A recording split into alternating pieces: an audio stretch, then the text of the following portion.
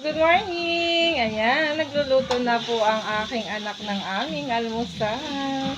At unti-unti na po siyang natututo talaga. Kumbaga, noon medyo kailangan natin siyang i-guide. Ngayon, unti-unti nakukuha na niya ang tamang pagluto.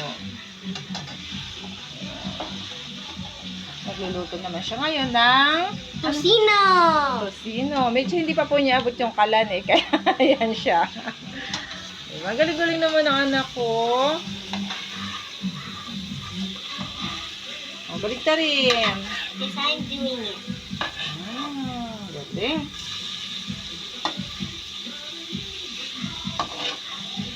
I can't get it. So, ayan po. At ito po ang una niyang niluto. Itlog. Smile naman anak. Isa dyan. With matching sayaw pa yan habang nagluluto. Ang mabait naming anak.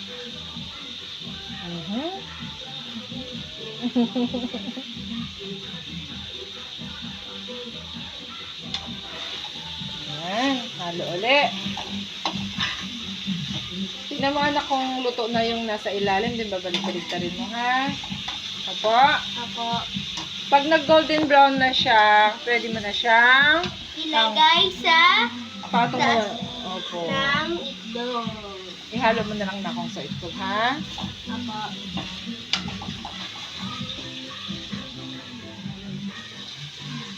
Okay.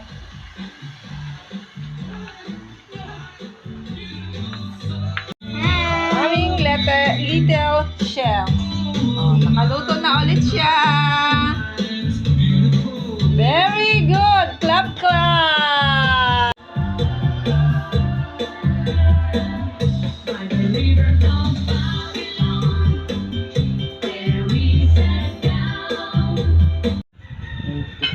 So, ito na po yung niluto ng anak ko na napakasimpleng almusal ulit namin na mabubusog na. So, yan. Thank you po Lord sa aming masarap na pagkain. Yan na nga ang masarap na almusal na naluto. Kape pa lang, kompleto na ang almusal mo. Mabait na anak.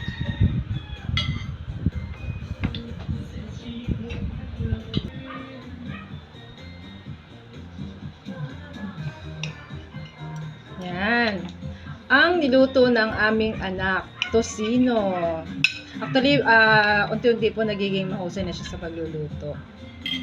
Ganun po talaga pagka sinasanay po natin yung anak natin, yung pinapractice natin sa gawaing bahay. Hindi natin namamalayan, nagiging mahusay na sila.